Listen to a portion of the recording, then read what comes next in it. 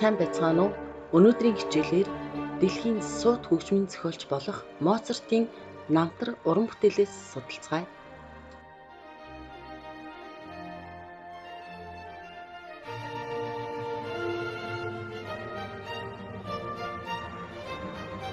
Wolfgang Amadeus Mozart. Моцарт нь дэлхийн сонгодог урлагийн нөлөө бүхий томоохон уран бүтээлч, сууд хөгжмийн зохиолч юм. Тэрээр 1756 оны 1 сарын 27-нд Австрийн Зальцбург хотод төржээ. 3 наснаасаа хийл болон төгөлдөр урагшмыг гаргууж эзэмшиж, 4 наснаасаа хөгжим зохиож, улмаар 5 наснда өөрийн уран бүтээлд төрөн эхэлж, Европын эхэс дээдсүүдийн өмнө тоглолтын тэдний гайхширлыг төрүүлсэн байна. 17 наснда Зальцбургийн хунтайжийн ордны хөгжимчин болсон хэдий ч түүнд төдийлөн санаанд нь нийцээгүй юм.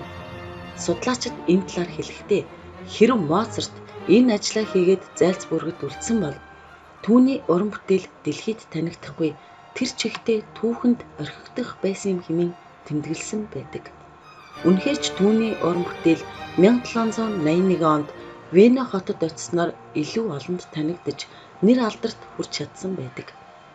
Харин олныг гайхшруулж чадсан нэр төгжмийн зохиолч маань санхүүгийн хувьд төдийлөн амжилтанд хүрээгүй гэдэг. Амьдралынхаа хугацаанд тэрээр 49 симфони, концерт, цөөхөл, дуур болон найрал дуунд зориулсан 600 гаруй бүтээл төрөвсөн. Людвиг van Beethoven-ийн ихэнх үеийн уран бүтээлүүд нь Моцартын уран бүтээлээс сэдэв авсан байдаг.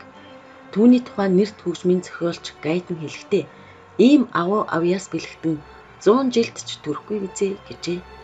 Түүний анхны бүтээл бол 4 настай байхдаа бичсэн Минует байсан бол хамгийн сүүлийнх нь дуусгаж амжилтгүй үлдээсэн Реквием байсан юм.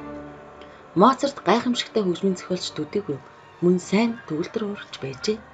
Тэрээр 1791 оны 12 сарын 5-нд өвчний улмаас нас баржээ. Дэлхийн хөгжмийн түүхэнд симфони хөгжмийг Гайдн үндэслэж, Моцарт үргэлжлүүлэн хөгжүүлж, Бетховен улам төгс төгөлдөр боловсронгүй болгосон байжээ. Ийм учраас эдгээрийг классицизмын ноён оргил буюу Венийн сонгодгууд гэж хөгжмийн урлагийн түүхэнд нэрлэсэн байдаг. Ингээд бүгдээрээ хамтдаа Моцартын 40-р симфониос сонсцгоё. Хөгжмөө сонсох явцдаа сурагчийн 21-р хуудаснаас 40-р симфонийн анги тус бүрийн онцлогийг тэмдэгтээ бичин тэмдэглэл хөтлөөрэй.